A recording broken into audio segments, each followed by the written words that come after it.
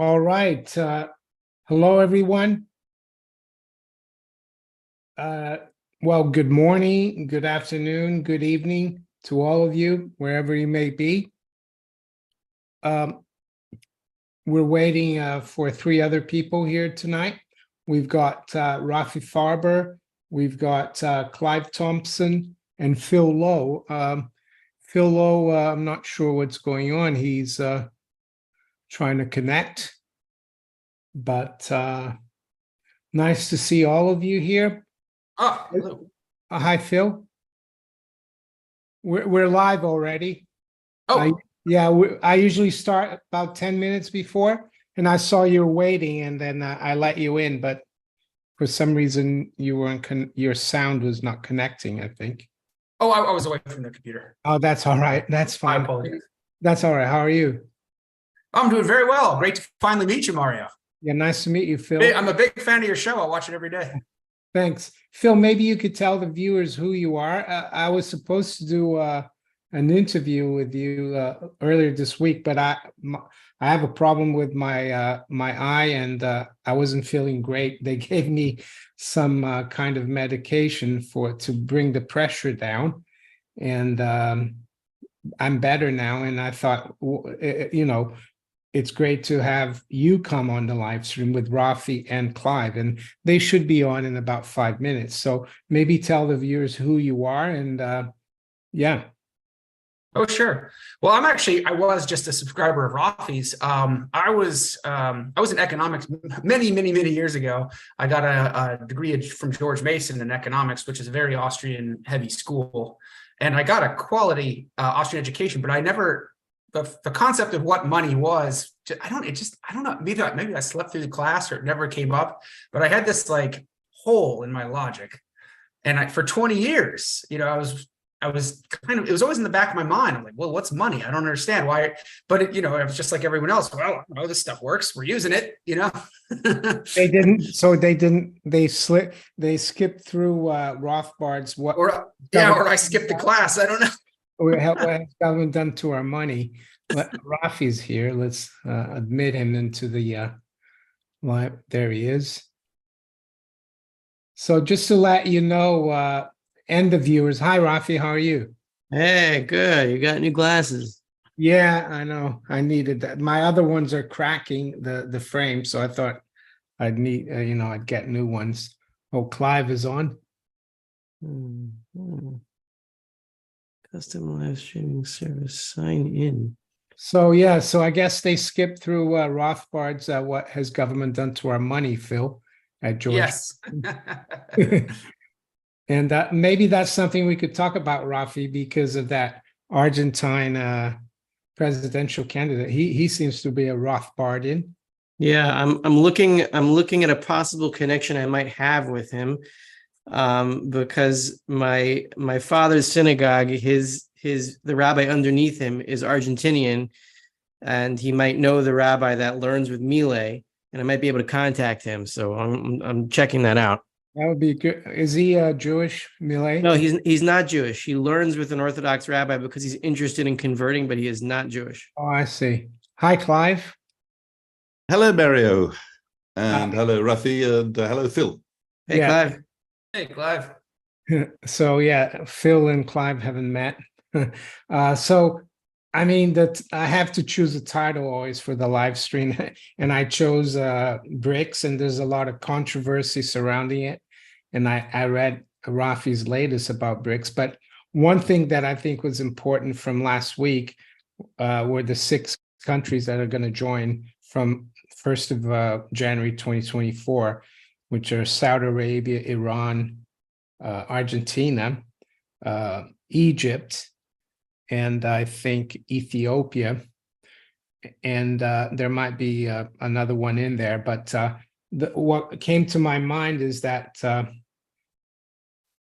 yeah, we're now up to 11, but eventually it's almost like, I don't want to compare it to the United States, but, you started with 13 colonies, you ended up with 50 states. So I think it's going to be the same thing in terms of enlarging.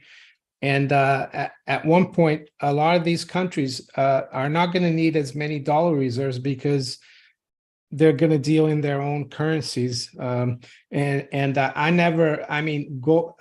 the Russians, they try to kind of tell people to look here while they're trying to get the Saudis and Iranians on board. They said, oh, look, we're going to issue a new gold-backed currency at the BRICS summit. I think it was the ambassador to one of the African countries, a Russian ambassador. And I always thought that would be too ambitious because the euro took decades to be created. And I think a single currency for BRICS, if it ever happens, will take a long time. So I'll let Phil give his opinion on it, and then we'll go Raffi or Clive. Well, I don't see how they're going to get off of the dollar because that's what's on the other side of their balance sheets. So if they switch over to gold and start trading in gold, sure, but then they're going to have to open up their vaults and start redeeming, letting their gold out of their vaults. I mean, they can use their made up currencies, but if it's not attached to the dollar, it's not attached to gold, then it has to be attached to something. So the dollar's not attached to gold anymore, though. Well, it's an unredeemable promise for gold, but the only way it keeps going is that they keep promising more and more. This is what I was discussing with on Rfai, right? So it's set at 40. If you look at the treasury sheet if you look at the balance sheet of the treasury, or is it the Federal Reserve? One of the two, probably both. They have it at $42 an ounce. It is the Federal Reserve, sorry. They have it listed at $42 an ounce redeemable, but they've closed the window. So it's on an infinite timeline. Theoretically, they will open it back up again, and you will be able to redeem your dollars at $42 an ounce. Sorry, you'll be able to redeem gold at $42 an ounce, right? Now, when they disconnected it, that should have destroyed it. Because if I have a poker chip and I have an ounce of silver and I say, hey, Mario, I want to buy that nice little globe thing you have behind you, and I'll give you this poker chip. Then you're going to say, well, can I redeem it for your silver coin? We'll say, no, of course not, right? If it's not, then the poker chip it's whatever the value of that piece of plastic with the number 5 written on it, right? So the disconnect should have ended the dollar right then and there. In fact, it started to, but Volcker got it under control by saying, hey, in the distant timeline, right, in the very, very distant future, when we open Fort Knox and let it all be redeemable again, we'll give you a lot more gold, a lot more. So he just made an enormous amount of promises for gold and got the interest rates under control. Got the inflation rate under control by basically going massively into debt, which has been perpetuating ever further. But it's still on the balance sheet. We are supposed to be able to redeem the gold at $42 an ounce. Now, they can't actually do that by millions and millions and millions of tons. They would have to, I think Raffi and I agreed, to be somewhere between 50,000. If they were to revalue to actually be able to make it redeemable, it would be between 50 and 70,000, right? 50 and 75,000 somewhere. So if these other currencies want to get away from the dollar, which is on their balance sheets, they're going to have to put something there. There's no such thing as magic money, right? There has to be something there. Phil, could you say then maybe that that if they want to get away from the dollar, let's look at their balance sheets and see how many US dollars they own. When they start selling their dollars, then let's see what happens to their currencies. Yeah, can I just say one thing, because I looked some months ago at dollar reserves in 1971 of major countries. And I looked, for example, at Brazil, because that's where I'm originally from. And the US owed, in terms of gold, 1,200 ounces. So Brazil could argue at $35. So Brazil could argue, we might owe you dollars, but you owe us gold 1,200 ounces. The UK, I think the UK and France were the countries that really broke up the Bretton Woods the week before August 15th. The UK had almost 3,000 tons and they only got like 600. So the US still owes like 2,400 tons at $35. So what I'm trying to say here, they have dollar liabilities, but the US has even bigger gold liabilities. Countries. Those aren't getting paid back either. I'm just letting you know. So that's what I'm trying to say. Do the BRICS really owe Americans anything? I don't think so, because the Americans reneged, and I'm not like having a go at you or Rafi for being, because you're Americans. It's just a matter of accounting. So maybe we could get a neutral voice, maybe not even neutral, because Clive, they owe the UK, I think about 2,400 at $35. So what do you think, Clive? Well, it was interesting hearing the little calculation about what the gold price would have to be if the Americans were to make the gold they've actually got redeemable in dollars. You'll see on my LinkedIn site, I did a post on this a few days ago, maybe a week ago, where I'd worked out that they'd have to have a price of the United States of $89,243 if they wanted to pay off the national debt in gold. That's the national debt. Okay.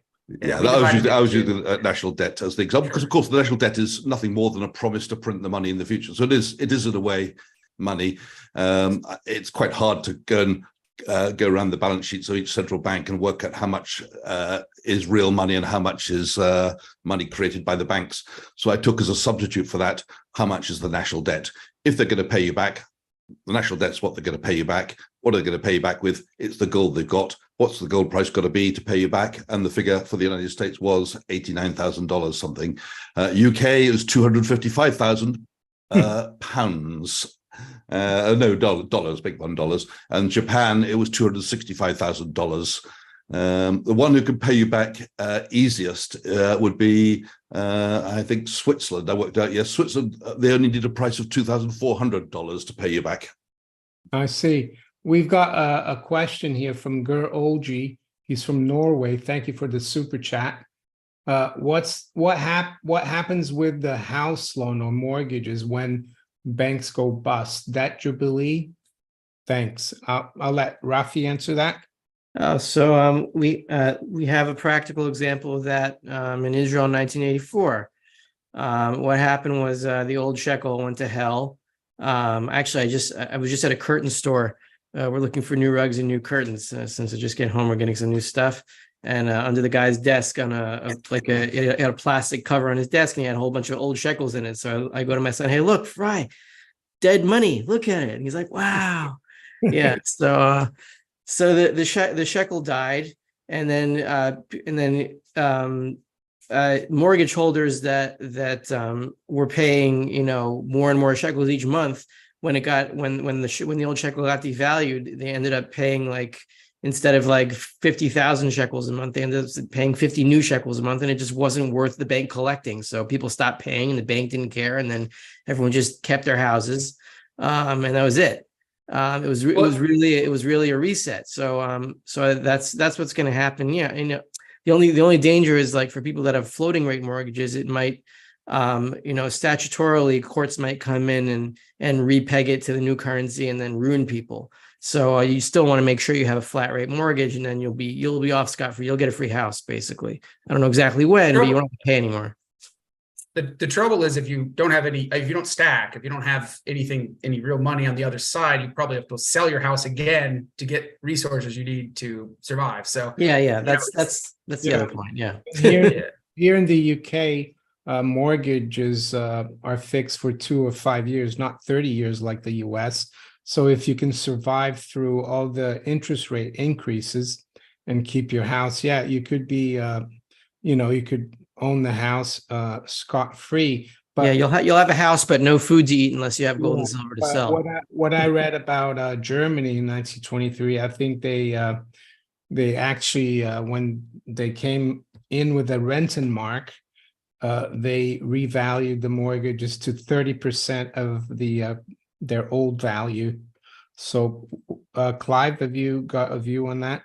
Well, first of all, Rafi has got it spot on. And what we're talking about with Rafi was a currency reset rather than the specific question about the banks going bust, because they're two different things. But let's just talk about the currency reset. A currency reset occurs when a country is over indebted, and most countries are massively over indebted. So a currency reset is a possibility now. It will happen in a moment of crisis, and if it does happen, it means that most likely your mortgage will be left behind in the old currency. It'll become worthless. So before the reset, you have a house and a mortgage. After the reset, you have a house and no mortgage. So that would be a very good thing for every borrower on the planet if we do have a currency reset. Very bad for those who hold the cash in the bank, the money market funds, the bonds, the government bonds as well. But from a borrower's point of view, a currency reset is actually a great thing. Now, the question actually did refer to banks going bust, which is a slightly different thing. Now, if a bank goes bust, even though the bank is bankrupt, you still owe the money to the bank's creditors. So the trustee in bankruptcy will come in and still collect that debt from you, just as happened with Northern Rock in the UK. When it went bust, people still had to pay their mortgages to the new owner, which was the trustee in bankruptcy, who then distributed whatever was left to the creditors. So they're two different things. But I think what we're really talking about, what the expectation is, we're going to go into a crisis and they will be forced to restart the system with a new currency, or maybe with a parallel currency. Yeah, that's interesting. And just wanted to, you're talking about Japan earlier, and I just wanted to show you this chart to you and the viewers. This is because, we're told that there's deflation in Japan, maybe in terms of gold. So here's the Japanese, the price of gold in Japanese yen, and it hit an all-time high last week of over 280,000 yen. And you can see, like, I think it was here that you had the top of the real estate bubble and the stock Nikkei. The Nikkei got up to almost 40,000. And I think it was just above 50,000, and now we're at 280. And this is from Tavi Costa on LinkedIn. He put this on LinkedIn, and I think he said here, Japanese yen is just an early mover, and I agree with him. So just wanted to ask Rafi, and then Phil can also give his opinion. Because Rafi, you've spoken about the fact that you have inflation in fiat currency, but deflation in real money. Mm-hmm. Oh, well, yeah. So, hyperinflation, hyperdeflation, it's really just both. It's really the same thing. It just depends in terms of what, which is why, and the reason people experience it differently is because hyperdeflation is, let's say you own nothing but like dollar bills under a mattress. Then hyperdeflation would mean the dollar bills under your mattress would be worth a lot more. Eventually we deflate to about 35 or 42 or whatever the number is. And then you'd have all those dollar bills to spend, and their purchasing power would go crazy, because in the meantime, everyone's having a dollar crisis, and then you can buy a whole bunch of stuff with your dollar bills. But hyperinflation is the same exact thing, except instead of dollar bills under your mattress, you have gold coins under your mattress, and you have the same result. So that's why, like, on the road to hyperinflation, you have these crazy ups and downs of hyperinflation, hyperdeflation, you have the ever increasing crises in both directions. And then, at the end, the central bank makes one final decision. Are they going to allow everything to deflate or everything to inflate? And then the people take over from there. So really, this it's just a game of semantics. That's all it is. What's happening is that debts are erasing, either in dollar terms or gold terms, and that's it. So if you want to prepare for both, then you could do that. You could have, like, keep $1,000 under your mattress, in the crazy case that I don't think will ever happen, that everything deflates and you have $1,000 left under your mattress. You can spend it and maybe buy a house, or or two, or whatever. But in case there's hyperinflation, and along with $1,000 bills, you want a few $1,000 in gold at least, and then you're protected against both, and you'll be fine either way. That's all you got to do. By the way, if I could add a point here, that deflationary crash is what the Keynesians mistake is an illusion for demand for dollars. What it is that the banks lend out money that they didn't have, and now they need the dollars. But when there's a deflationary crash, there's this sudden, it's not a spike for gold, it's a spike for dollars, which are representation of gold, but the debt is in something called a dollar. So, everyone's like, we need dollars, we need dollars, we need dollars. And the John Maynard Keynes and the others were looking around and said, well, they need dollars. Let's print up some dollars and give it to them, right? That'll solve the problem. But the trouble is, it's like, it's like watching a patient dying of meth. The doctor comes in and, oh, that man needs some meth. Let's get him some, right? The Russians the Russians, with the sanctions, they don't need dollars anymore, and they're using the ruble a lot. I hear nothing. Oh, you don't hear anything. I hear you, Mario. I can't hear Phil. Do you other hear me? Now I hear you, Phil. Hold on. My lights just went off. Hold on. So yeah, what I was saying, Phil, is that people need dollars, but if you get away from the dollar, you can use your own currency. And you may argue they're like out of thin air, but it's not out of thin air. Russia pegged to gold, I believe. Yeah. But they didn't just say we made up this paper, use that. They said, well, we're just going to go back to pegging. What is it, 5,000 rubles to an ounce of gold or whatever their Rumpelstiltskin, he's one of the viewers. He's been a subscriber for a long time. He's based in Japan. He says gold did not go up in yen. The price of you see is due to decline of yen versus dollar. I mean, yes, but the thing is, here in the UK as well, last year in September, gold didn't go up that much, but the pound went down to almost 1 to the dollar, and that still made if you wanted to buy gold, it was still like 1,600 pounds. And I bet you, if you go to try to buy gold in Japan, you're going to have to pay 280,000 yen. That force is temporary. So during the deflation, there's this like you said, the dollar gets very, very strong. When they inflate, it's like, it goes back, and then that's when the metals spike back up. Yeah.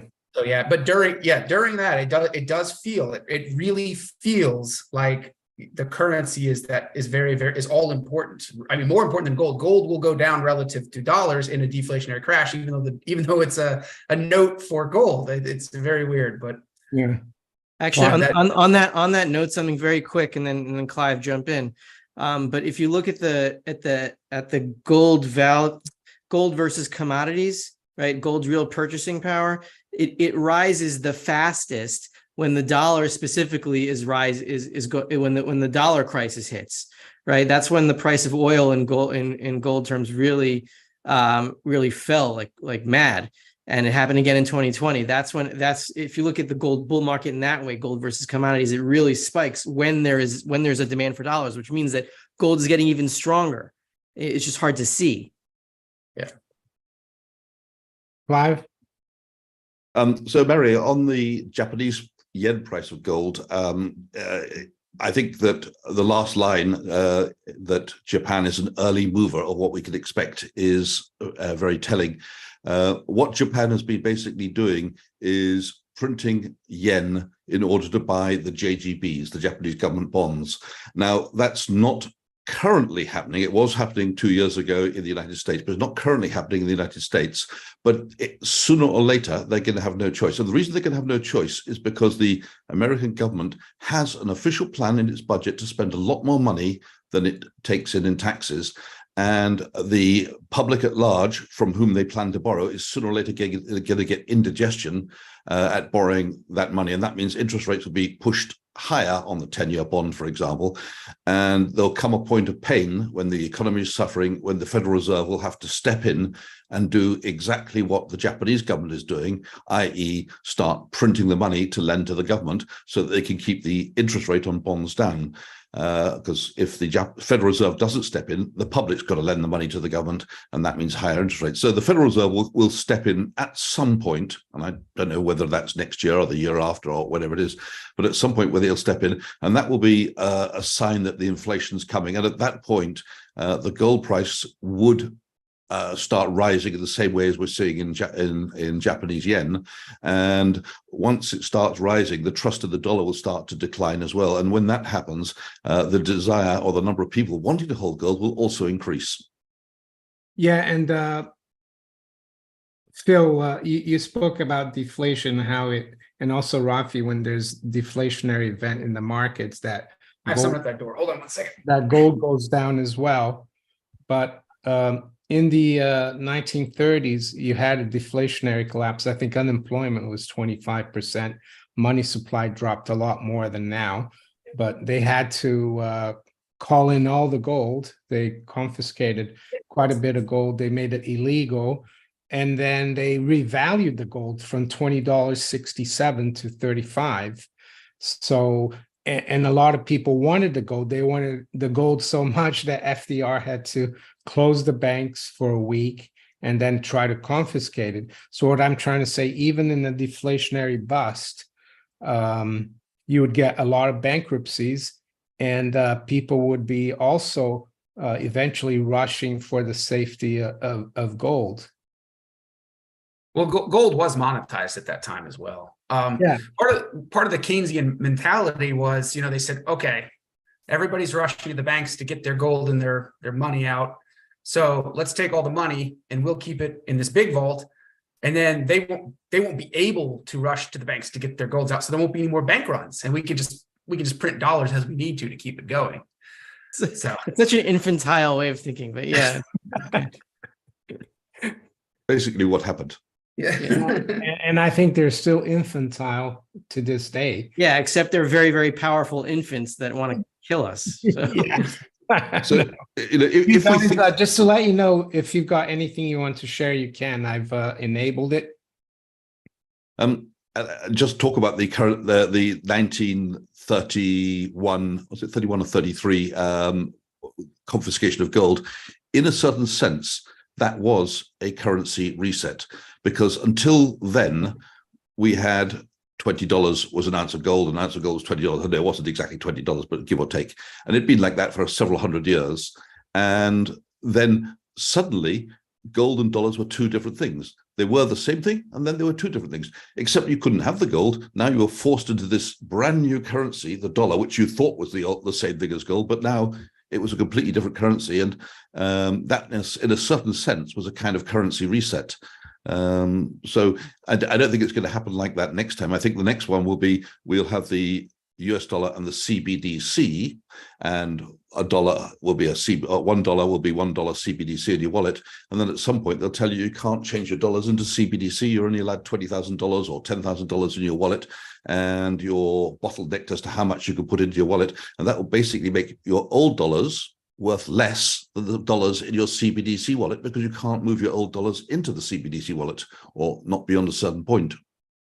So, Clive, what will the CBDC represent? It'll just be a continuation of the same dollar. So it'll be the same debt pyramid, but they're going to cancel some debt, or at least on day one, the CBDC is 1-for-1 against the US dollar. It's exactly the same thing, except the CBDC is a liability, a direct liability to the central bank, and the dollars you've got in your wallet, or the dollars you've got in your bank, are liabilities of your bank. If we're in the middle of a crisis, there's been an earthquake, or there's a climate crisis, or there's a war, or there's some event, and people are running down to the shops to empty their shelves, as sometimes happens, all they have to do is say, well, we don't like all these people hoarding the goods, so we're going to stop them hoarding the goods, because the only thing you're allowed to spend is what's in your CBDC wallet. So we're going to restrict how much money you can move from your bank account to your wallet, which basically means you've now got two different currencies. It's no different from what happened when they closed the gold window, and you suddenly found that you couldn't move your dollars back into gold. Well, it'll be the same thing. You won't be able to move your dollars on this occasion from dollars to CBDC, or you may be allowed to move some of them. And basically, the economy will now be running on a new currency, the CBDC. The old national debt of the United States will be left behind in a defunct currency that you can't actually spend, or you could only spend on in certain ways or with limited conditions. But you won't be able to change your old. If you've got $1 million, you won't be able to change it into $1 million CBDC dollars unless you qualify or meet certain conditions, or maybe not at all. So basically, I think they split the currency into two at some point. And then they can start inflating again, right? Yeah, well, because will it still be at $42 an ounce? Or are they going to have to? Will they revalue? Oh, there'll be no connection to there'll be no connection to gold at that point. The idea is they might have to back it. They might have to back the CBDC with something like gold, because maybe there'll be no trust in it if they split the currency, because people say, God, this could they've just taken away my ability to convert my old dollars to CBDC. Well, what if they take away my ability to spend CBDC and they do the same trick again? So perhaps they will be forced to back it by something, but it won't be at $42. It'll be at some much higher rate than $42. I don't know what So there's your revaluation. Yeah. There's the revaluation. Yeah. They won't, I mean, they could revalue and then do a CBDC, but everyone's going to be absolutely broke. And I don't at that point, I don't know what happens. Just to say, if they were to revalue the price of gold, which is actually owned by the Treasury, but a lot of people think it's owned by the Fed because the Fed have got it on their balance sheet as a gold certificate. If they were to revalue the gold at the current market price, it would generate about $500 billion, which is not enough money to wipe out the insolvency of the Federal Reserve at this present time. That's putting it mildly. We've got a super chat here from Charlie Winters. He says, how will BRICS expansion affect crypto? Any of you have a view on that? I don't have a view on that. I don't know. I don't either. Yeah, I'll just say crypto is something different. It's not. I think if we talk Bitcoin, Bitcoin is just another form of gold to those who value it like that. But it's not gold, and it's not the same thing, and it's not a currency. So I don't know. I would call all crypto the ultimate fool's gold. And I used to be very bullish on crypto. And then Rfai said the magic words of monetary regression, and my blood turned to ice, and I liquidated all my positions immediately. Sorry. Okay. But the thing is, like, that only affects somebody like me who was 99% there already. So that's why my channel, I'm trying to explain this. So when somebody like Rfai says monetary regression theorem, you go, oh my God, and you get out of crypto. But one thing I was trading Bitcoin in 2012. I mean, I remember it trading at $80, but I bought it 50. but I didn't keep it that long. I mean, I think I sold it at 1,000, but one thing that I always never found right is that the guy who wrote the white paper is someone that we don't know. And yes, I agree that the white paper is, solid and everything, and many people have looked at it, but who's Satoshi Nakamoto? And I don't know if he's watching, but someone contacted me a few weeks ago, and they worked with the SEC equivalent in the UK in like 2004. And they even worked with Andrew Bailey. And apparently there were people at the time talking about Bitcoin in 2004. And then they were told to be quiet by the SEC, told the English FSA to keep quiet. They said, let's not talk about this right now, Bitcoin. So that's why I don't trust it. Are you saying that you think Bitcoin is a government program? Yeah. Okay. It's quite that possible, but surprise me. it's not money. So it will never, ever be money. I mean, that's the. And my position. Rfai, what's your view on who's behind Bitcoin? Oh, well, actually, I don't have a view, but I did work for a guy named Calvin Ayre for a while. Do you know he's like this? He's a gambling guru, not a guru, like he's a gambling businessman. And I work for CalvinAyre.com, and he's into this whole thing called Bitcoin SV, and this guy named Craig Wright, who's some kind of Australian computer scientist with like Asperger's syndrome, and he claims to be Satoshi Nakamoto. Oh, I remember that guy. Yeah. Right. So like I was tasked with like not exactly pumping Bitcoin SV, but like explaining Bitcoin, trying to explain Bitcoin SV, and I couldn't really do it because like it wasn't my thing. So eventually Calvin Ayre just stopped publishing, and I was like, thank God I don't do this anymore, and I can attack it now. But I don't know who's behind it, and or who Satoshi Nakamoto is. Maybe it's Craig Wright, but I still own some Bitcoin SV from like a long time ago that's stuck in a wallet somewhere, and I have the words in a safe somewhere to reactivate the wallet in case like it goes to $1 million a coin. And I already lost about $400 million in a car that I bought when Bitcoin was like $1,500, and it tripled, and I was like, yeah, I'm going to buy a car now. And then, I lost about like $400 million, but whatever, you win some, you lose some, whatever. Yeah, there's a super chat from Frank Cavigia. Thank you. It says gold still valued at $42 an ounce.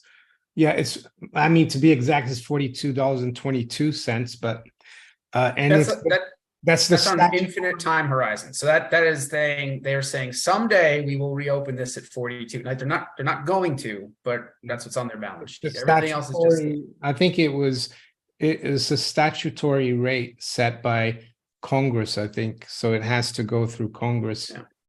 Clive, your view on Bitcoin and its origin? Let me just say this. I'm pretty sure that Satoshi Nakamoto is deceased. We've not heard from him in many, many years. And the last message which was ever sent by him, a verified message, was very, very short. It was 5 words, and it should have been a lot longer. So I read that as being the words of a dying man. The other coin that's interesting is Ripple, or is it? It's called XRP, and I think it was one of the Mellons. He had $500 million worth of Ripple in the wallet, and he died some years ago. And the story was that none of his family members knew the private key, so that's gone. So I don't know if you've heard of that one. I think it was Paul Mellon or something. I think one of his ancestors was Secretary of the Treasury back in the 1920s. Well, I think a lot of people have had boating accidents with their Bitcoin or Ripple or whatever. And there's all sorts of private and personal reasons why people have lost the keys to their Bitcoin, whether it be bankruptcy, divorce, or taxes, or genuine boating accidents. But that's sort of like an in joke in the crypto community. It's called when your money vanishes, you call it a boating accident. Yeah, what BDSM, bankruptcy, divorce, and sadomasochism. There's a question here for Clive. Clive, would the Treasury have to reset the debt to the amount of gold on hand, which would drive the price of gold to the moon? Your response, please. Harold Wentz. So that was the maths I did on my LinkedIn post a week or so ago. If they were to adjust the amount of gold and the amount of debt that they have so that they would one would pay the other, that's when we'd end up with this massive price of gold in the USA of $89,000. Would they do it? Well, they wouldn't have to back all of the debt. If there was a total distrust of the currency and they want to have something backed, they would need to back part of the money. So maybe we take 20% of that. Someone's asking here, who is this person who told me about Bitcoin in 2004? Well, hopefully I'll get him on the channel, but he told me off the record. You don't have to believe me, but he contacted me. It's someone in the UK, but I can't really tell his name, but hopefully he will come on. Yeah. So Raffi and I did a video about this like earlier this week or maybe last week, but we were just discussing even a small revaluation will cause enormous implications. Oh, to that $42 price? Yeah, I mean, even go up to it would mean because chaos in the streets. They've kept that for 50 years because I think they revalued it actually went from 35 to 38 and a half, which is 10%. And then to 42.22.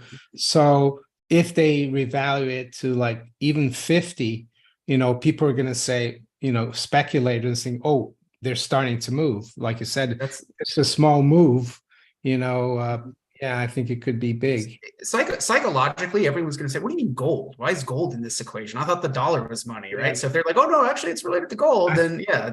I think that's why they haven't touched that. Yeah. I mean, if I talk, my friends and family, I talk to everybody and gold's not, what are you doing with these shiny yellow doorstops? Like gold's not money, dollars are money. It's not to do anything, right? I swear that was psychologically like implanted when they. Yeah. I just wanted to clarify, like the school of thought that Phil and I are coming from is that there really is no separation between the dollar and gold until the dollar is dead. And then once the dollar is dead, then they're not related anymore. But you can't really disconnect them. You can pretend to, but then but while you pretend to, you still have gold valued at a statutory rate of 43.22. Like, what the hell is it? Why are you even doing that? And then like on the same side of that argument, you have like people arguing that, oh, the Federal Reserve can lose as much money as it wants and still conduct monetary policy. Their balance sheet doesn't matter, and this is all just an accounting fiction. Well, if it is, then why are you so meticulously engineering your balance sheet and then releasing these numbers every week? Like, well, what does it matter? Just like get rid of it all and just like forget it. But there's something there. There's something there that's very important, and we've seen a gold valuation for what it does to the people. From 21 to 35, that was like a 60% revaluation, and all of a sudden everybody's poor. I mean, it does something. Yeah, there's a question here from Neil Deacon. A quick question. And he said, I know you cannot give financial advice, but if you had 170,000, I don't know what dollars or 170,000 bananas, but I assume it's dollars or pounds from the sale of a house and was intending to buy gold and silver, how much of each? So yeah, how would you split that? I'll let Clive answer that first. I'm a great believer in diversification, so I would have both, but I'd also have both in various forms, which means you can own some coins, small coins, you can own some collector coins, you can own some small bars, you can own some larger bars, and you're going to have some through some sort of financial institution. I know, Mario, that's not your thing. You say possession is 9/10 the law, but beyond a certain point, there's only so much gold you can keep in your house, and if you're talking 170,000 pounds, I would probably have some of that kept by a financial institution. It wouldn't be on their balance sheet, but if you have a large bank and they buy the gold bar, they keep it in custody for you, or you buy an ETF if you trust the ETF, and there are ETFs that I personally trust for the gold. So I do it in various ways, but I kind of want to hear Rafi's take on it, because Rafi's always got a lot to say, and I think, Rafi, you're a bit of a quite keen on silver. And one of the things I was interested in hearing from you is about the amount of silver stocks that there are available for delivery. Well, that's nice, Mario. That's an eagle. That's an eagle, isn't it? Morgan dollar. It's a Morgan dollar, yeah. Okay. So personally, what I would do, I don't know if personally I can answer that question, because it like I judge it by how am I going to sleep best. So if I have 170,000 extra dollars, gold makes me nervous because I can lose it and it's very valuable and I can get robbed. Silver makes me nervous because I have to have a lot of it in order to have a substantial amount of value. I don't want to have so much. I don't want to be so heavy if I have to carry it somewhere. So that makes me nervous. So I'd have to balance it in a way where I have enough of each and not too much of each. It would probably be something, I don't know, maybe like 50% silver and 50% gold, something like that, but maybe not. I mean, it depends on your personal taste. But on the silver stocks for delivery, at some point the COMEX is going to run out and it's going to be sudden. It's all going to happen at the same time as, the run on gold. So what the last thing I saw was that JP Morgan just put I put this in the Endgame Investor, my last report. The JP Morgan just put like 7.4 million ounces of of silver for sale in one day, moving them from eligible to registered, which means they're preparing to cover a short position, right? And the only one time have they put more for sale in one day, and that was July 2020 when that big silver delivery was happening. So right now, JP Morgan is down to about 20 million ounces left maximum to sell against futures. They haven't been that low since they started accumulating silver. So I mean, I'm a silver guy because when we get back to gold, eventually we will. Most people are not going to have gold, but they will have silver. So silver will be the main money for a while. Until a new gold substitute is introduced, and then it'll go back to gold probably. But in that interim period, silver is going to be worth. It's going to be your money. You're going to be able to acquire unfathomable amounts of real wealth with it. I'm sure of it. For me, I mean, being in the UK, I like silver and I have silver, of course, but I probably lean a little more towards gold because there's no VAT, even though I've told people not to worry about the VAT because when the system blows up, 20% VAT that you paid will make no difference. I remember buying an ounce of gold, silver in 2003. It was just over £3. And I wasn't too happy about the VAT. But now we're almost at £20. That's what I'm trying to say. Yeah, there's another question here. If I may, real Yeah. quick, I was just going to say taxes break down during a hyperinflation, so you don't have to worry. Wait a month and $200 million pocket change. Like the thing is now to buy silver, you pay 20% on top of the spot price. Oh, okay. It puts a lot of people off.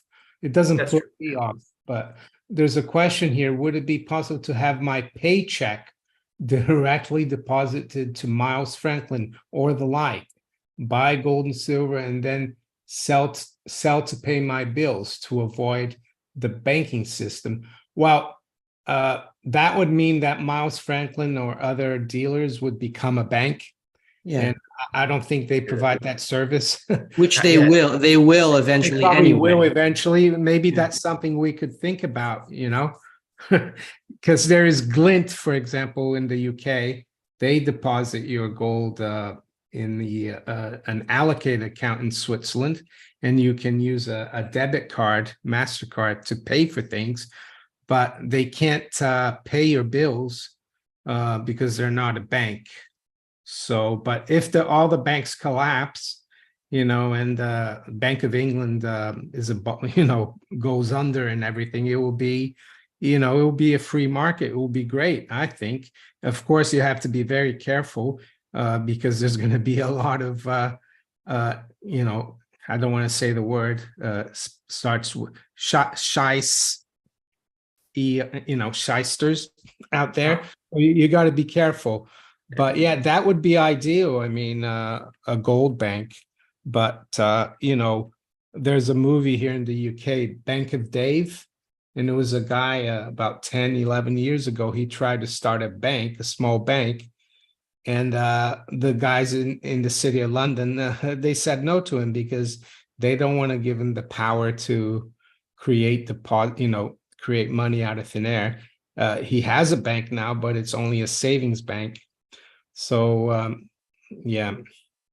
If I could offer my 2 cents on the gold and silver, I can't give advice, obviously, but what I'll say is gold is the less risky play and silver is the more risky play. I mean, they're both going to do great.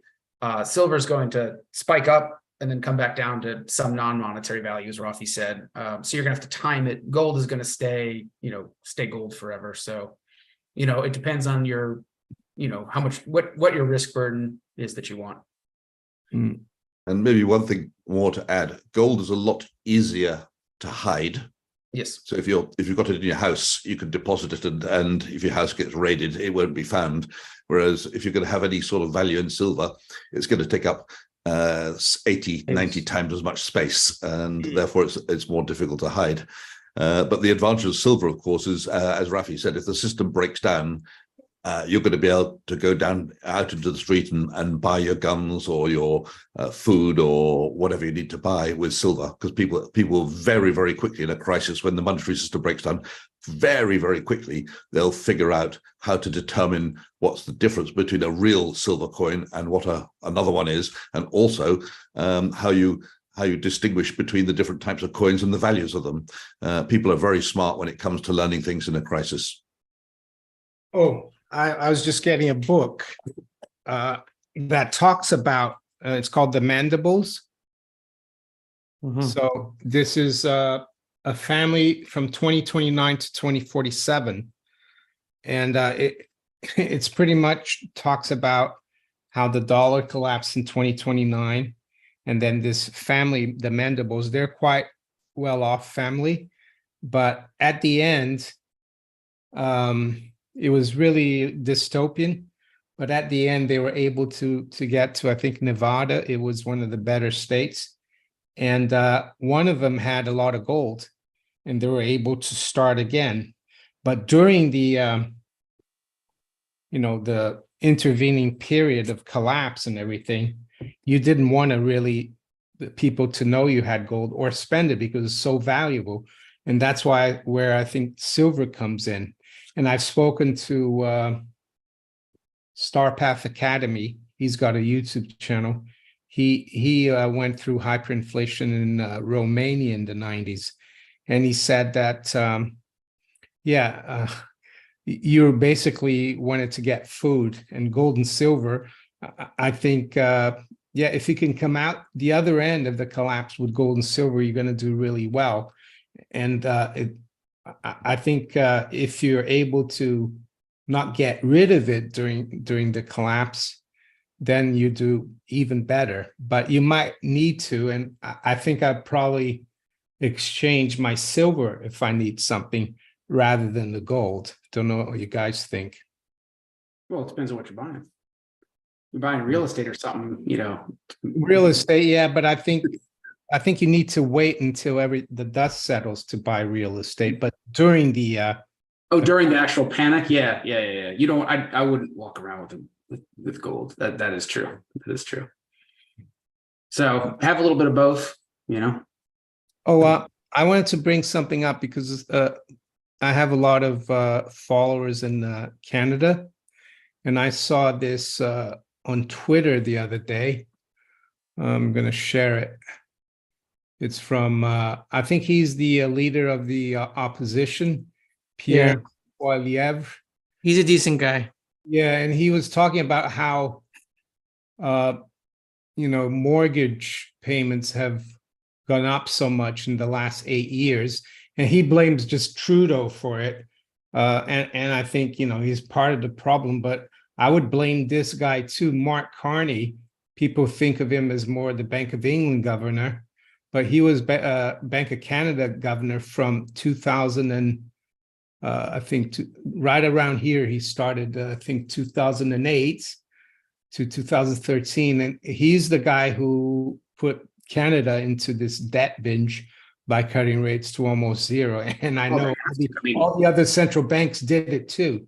This is a Ponzi. Like and when I say Ponzi, I don't mean it's a scam. I mean, it's literally a Ponzi. The debt must increase at an exponential rate or the currency collapses. So, each side's going to blame the next guy, but unless they want to get off the treadmill. Yeah. And I don't like Trudeau, but I don't think this is Trudeau's fault entirely. I don't know what you guys think. I think Pierre is just being a politician. That's what he does. So that's what he's going to say. No, whoever gets off the treadmill is going to be. They're going to be Herbert Hoovered. I mean, nobody wants to be that guy who's like, yeah, I'm going to blow up the system and make everybody real. I mean, they're already. I want to be that guy. Oh, the liquidationist, isn't it? A liquidationist. Yeah, we're gonna let everyone know how broke they really are. Yeah. Yeah, well, his last name is Carney. There's a saying in Hebrew, Kishmo Kenhu. He is as his name.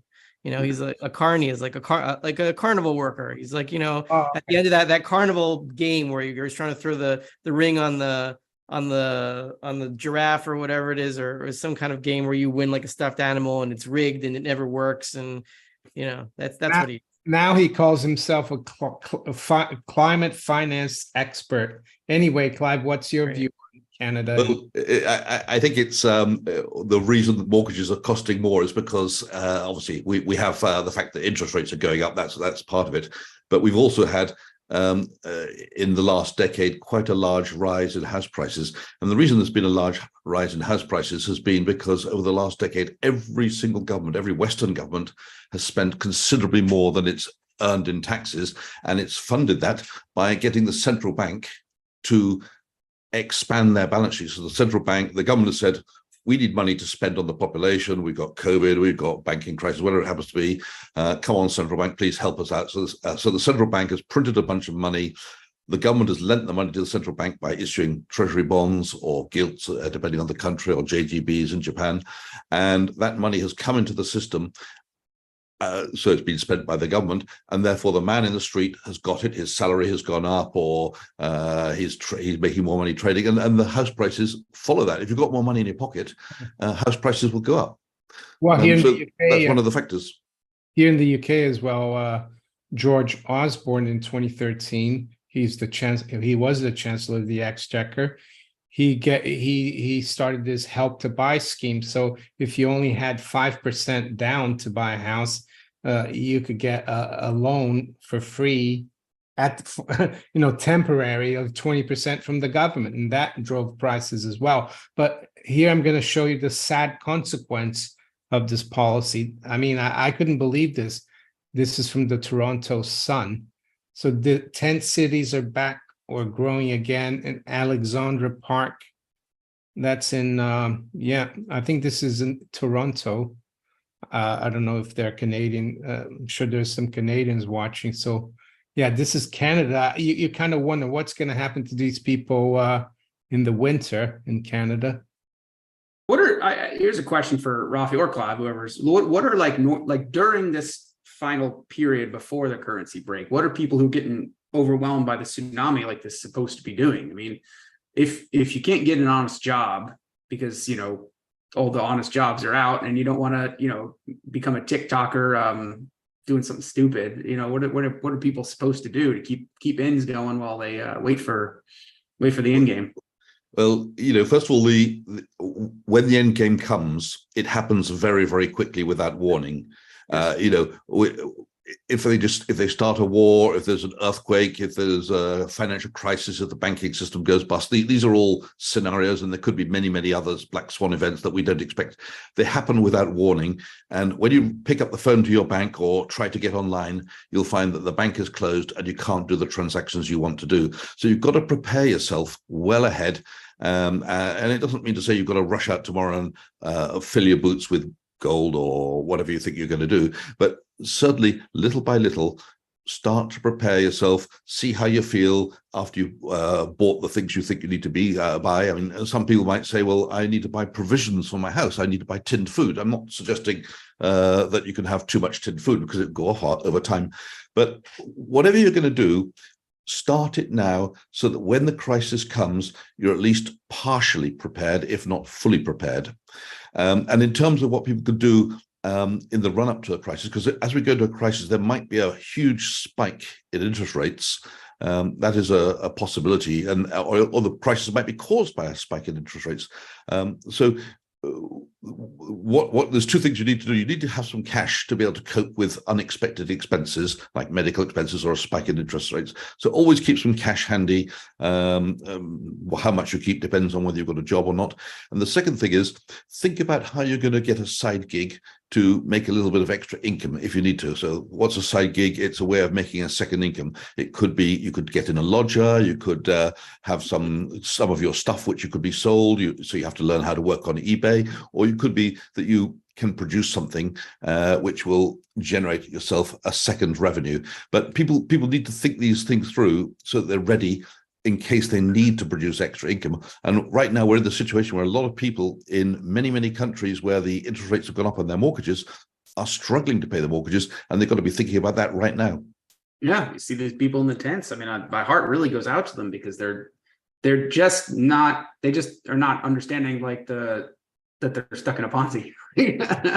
I have a simpler answer to that. The question is, what are you gonna do in the meantime while you're waiting for the end game and slowly going bankrupt, and you want to get to the end without selling your gold and silver? One idea, if you're single or you have a small family, do farm tourism. Like there are farmers out there that they're looking for like free work, and they'll give you a place to live on their farm, and you can learn how they farm, and they can teach you their skills, and you'll be like out in the middle of nowhere, and it'll be tough, but I think that's a good idea. You could just like make friends with farmers and offer your labor. It's like during the Great Depression of Mice and Men, that story, they were going around the farms, but I went to my I know people who do that now just for fun, and they love it. Phil, I just brought up your, maybe you could tell the viewers a little bit about your Rumble channel. Oh, sure. Yeah, I love your tabs, Mario. You have great tabs up there. So when I decided to get into the space, I said, well, you and Rfai are both already like doing the hot takes and telling people to get silver. So I don't want to just be another voice with that. So I said, of all the people, I think Rfai is, I think he's the most correct with his analysis. So But the thing is, the reason I know this is because I had a 6-year graduate economics degree, right? Economics education. So I said, I need to give people a crash course in economics so that they can understand why Rfai is correct. So I said, let me do that. So this is what this is. You were supposed to watch this from episode 1 onwards. This is not a hot take of the week channel. This is an economics. This is a crash course in economics, simplified down so that a truck driver could understand it on his route. It is as simplified as I possibly can make it. So there's no complicated math quotes. This is all common sense. This is how the real world, how it affects you in the real world. And if you want to question like what's the theory underlying it, we can get into more detail. Any of my viewers can contact me and we'll get into more detail over why X equals Y and indifference curves and supply and demand curves. Sure. But this is just common sense, daily conversation stuff. Anyone can understand this. Good. There's a few more super chats here I just saw. Indy says, thanks, Mario and guests. And Chris Conman says, what will happen to interest rates when a new CBDC is rolled out in the US? If rates are at 10%, will they still be there after the rollout? Thanks. I'll let Clive answer this first, because I think he's got a good idea of what. I guess the idea for the CBDC is that it'll be like cash in your pocket and it won't have an interest rate at all. If you want an interest rate, you'll have to leave your money in the bank and let your bank lend it to some poor 18-year-old teenager who wants to buy an Xbox or something. But if you have it in your CBDC wallet, my understanding is that it's a direct liability to the central bank. Of course, they will be able to pay you interest, but why would they? So I don't think they're going to do that. I think it'll be the CBDC will be zero interest. But yeah, let's think it through. At some point in time, they might want to tweak the economy, and if they want to withdraw money from the system, they could raise interest rates on the CBDC, so you save more on your wallet. And at the same time, if they want you to spend your CBDC wallet, they could give you a negative interest rate, so you rush down to the shops and spend it before it withers away to nothing. That's a hyperinflation, though, man. Yeah. If they want to start a hyperinflationary crash, they're welcome to it. I don't mind. Let's get this over. Just wanted to show you something here to do with the Argentinian guy. So he's got a YouTube channel, which I've watched a little bit because I can understand Spanish. I think he's changed the name now. It's Milei Presidente. But the other thing that's interesting is that I looked at Social Blade, where you can see the statistics, and it's really picked up. I mean, his subscribers and the views. So maybe you could, I mean, you've looked into him. Maybe you can tell the viewers a little bit about him. And a lot of people just dismiss it because Argentina is a basket case, but I think it's quite significant. It's almost like what you said about, Rothbard said when there's hyperinflation, it's a revolt. Even though they've had hyperinflations in Argentina, this could be different. Yeah, well, look, I have no personal connection to this guy. I don't know, and unfortunately I don't know Spanish. I can look at his tweet and kind of like intuit what they mean, because I can look at root words and Indo-European root words, but I get that. But he seems to be a very genuine man. He seems to be like if Donald Trump were and Murray Rothbard like came together in a person, that would be him. It seems that way. And from what and Israeli news is reporting on him a lot, not a lot, but like more than they would, because he apparently learns with an Orthodox rabbi, and he's discussed converting to Orthodox, like halachic Judaism. But his problem is he doesn't want to keep Shabbat, because then he won't be able to work on Saturday. And then if there's a crisis on Saturday, he wants to be able to like handle it. So he's going to stay as a non-Jew, which I think is the best idea. I'm not too much into him converting, but he learns with an Argentinian rabbi who I'm trying to get in contact with him, because people are telling me thing is, at the end of the article, it said like, I say this half in jest, but he has 2 dogs. One of them is Murray and one of them's name is Milton. So like, okay, Milton Friedman. Okay, I like Milton Friedman, but Milton Friedman's got serious problems. I mean, he withholding tax and monetary socialism. I mean, he's a fiat guy. Yeah, and So he wasn't the problem with wasn't these, against the Fed either, was he? yeah, the problem with these Milei people, and even though they even if they have like really good intentions, and I don't doubt that he does, when things get really hairy and people are starving and they're saying like we need more currency and this and that, like they can break if they don't get it, that they have to see this through. So I'm trying to get in contact with him. I'm trying to figure out a way to like reach him out as like, you know, the Jewish Rothbardian guy, which I know he needs more of, and guide him, because he's really into religion, and he needs someone like me to like keep him on course. So I'm trying to get there. That'll be good. I've listened to him, and like you said, he seems to be a down-to-earth guy and honest, if you can say that about a politician. But Clive, I wanted to ask you, you wrote something on LinkedIn about the 1901 stock market squeeze of Union Pacific, and how this brewer, Samuel Bolton, a brewer, a rich brewer in the US, basically lost his shirt going short. My lesson from what you wrote there was that be careful with leverage. Yeah. So if we go back to, I've just been reading this book, Reminiscence of a Stock Operator by Edwin Lefebvre, which is about a fictional trader back then, but actually it's based on Jesse Livermore. You could, it not only could, it was actually habitual that people could do 10 times leverage up or down with the stockbroker. So you would, whether you went long or short, you'd put down 10% of the money and you'd borrow the rest at the call rate. And you could also borrow stock and go short with just a 10% deposit. And that was great, because what was going on in the 1900s, early 1900s, we're talking about 1901 here, and the 5 years before it, was the railroads. The railroads were the dot-coms of 130 years ago, because what we had was the rail companies were setting up in all the big hubs, in all the big cities around America, and their lines were going out like spokes of a spider web, just like the World Wide Web. And everyone wanted to be in on this new technology. So the transports, the railway stocks were going up every year. And we're talking north of 20%. And by the time we got to 1901, they were up in the last 12 months, certainly a lot more than 50% in that last 12 months. So everybody was becoming very, very bullish. And there were two things you could do. You could go to a stockbroker where you had to have a certain amount of money, or you could go to what's called a boiler room. And the boiler rooms, they operated like this. You pick your stock, and they had the prices of the stocks on the wall, and you said, oh, I like the price of Union Pacific or whatever it happened to be. You put your dollar down, and they would increase the price by $0.25, and you bought it at $0.25. And it didn't matter whether the stock went down or up. You made dollar for dollar what it went up, minus your $0.25 in and $0.25 out. So you lost $0.50.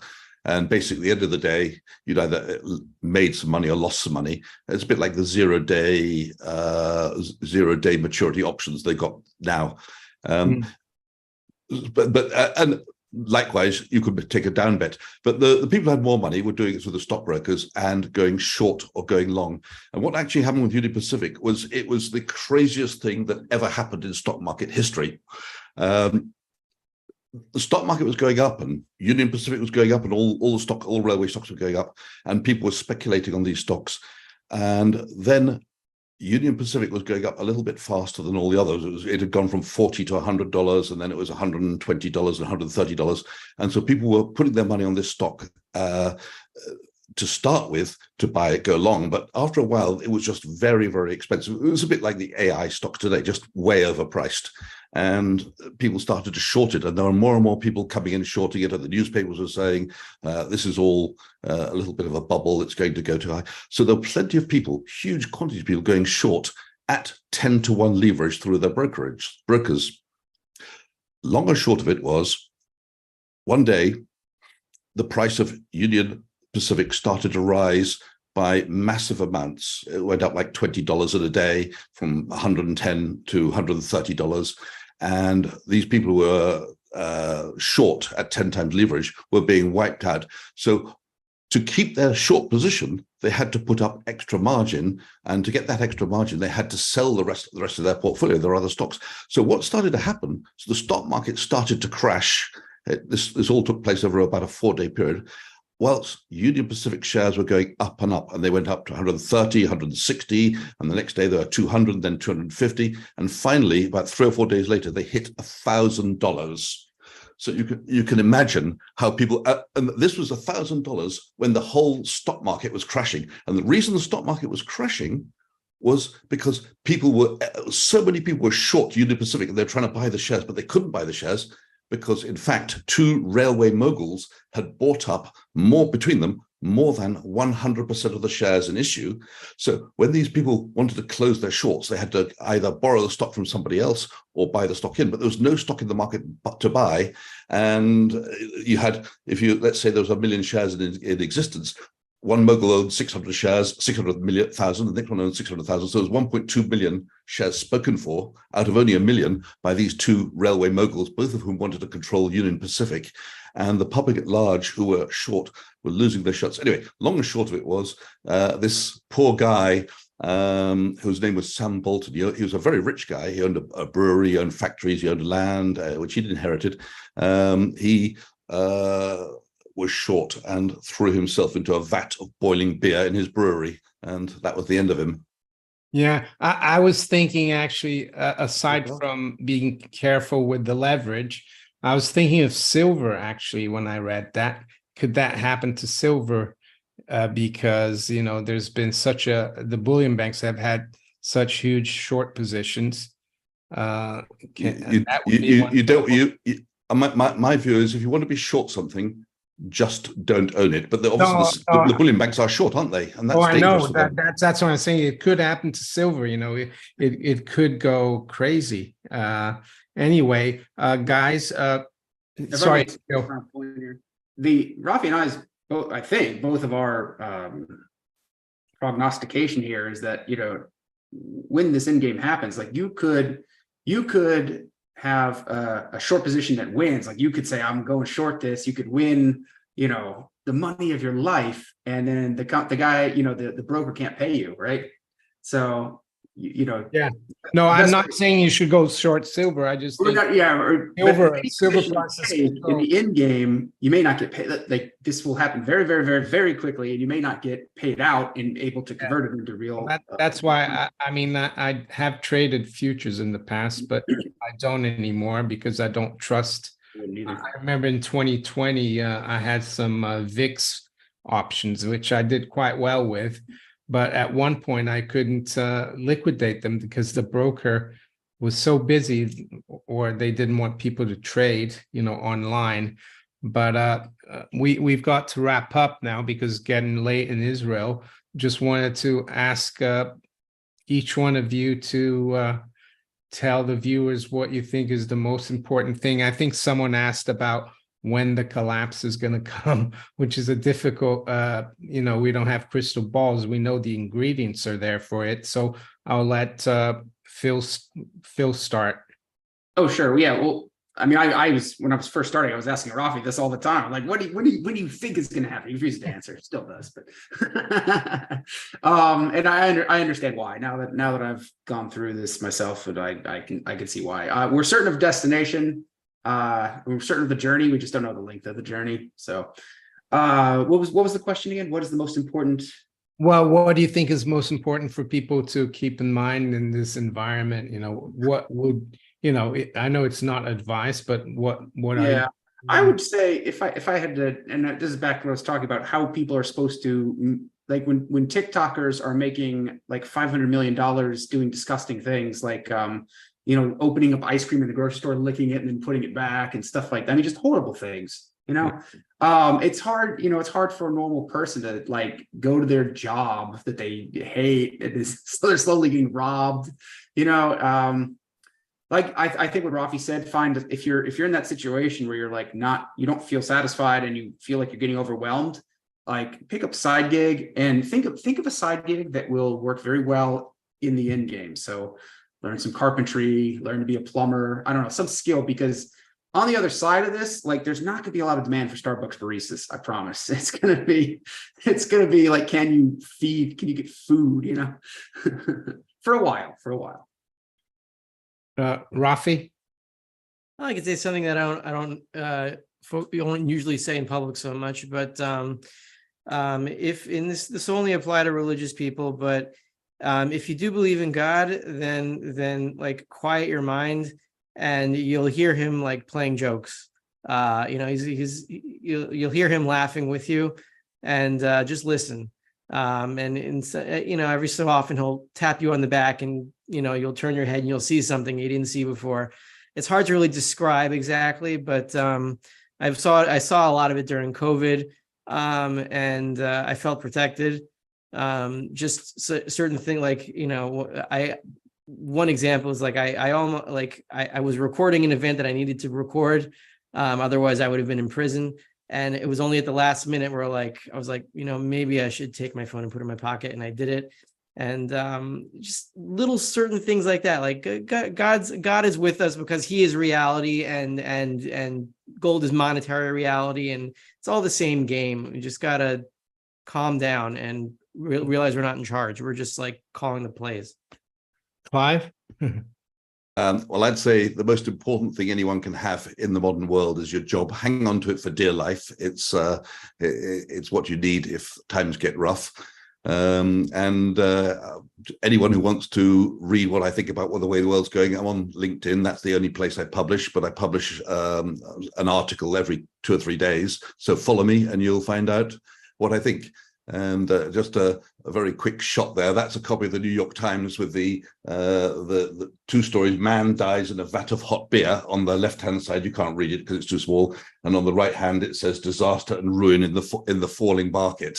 That's basically the 10th of May, 1901, when the stock market was crashing, except for Northern Pacific, which went from $100 to $1,000 and caught all the shorts unawares. Yeah, I mean, and I'll finish off with what I think. I agree with all of you three, what you said. The other thing that I think is, even though on this channel we always talk about money, gold, and currencies, the most important thing is that you're, well, first of all, healthy, and you look after yourself, your family, and also the community. I think, you know, because you can't live on an island, and money is important, but I think if you have just enough and you have shelter, you're fine. You know, it's one of the reasons I got put off a little bit with crypto. There's just too much greed and all this thing about to the moon. And I know we're frustrated about silver, but I'm not looking to make fiat with silver. I'm looking to exchange it for, you know, quality assets. So that's where I'll finish. And I thank all the viewers and you guys for coming on the I called it this a roundtable session, so I think that's not I think that went well. Yeah, it's fun. Yeah, And guys, I gotta go to sleep. okay, have a great I'm taking my son to the pool. week, So everyone. have a good Take one. care. All right, have a good Bye. swim. Phil. Cheers. Bye-bye, everybody. Bye. Bye, Clive.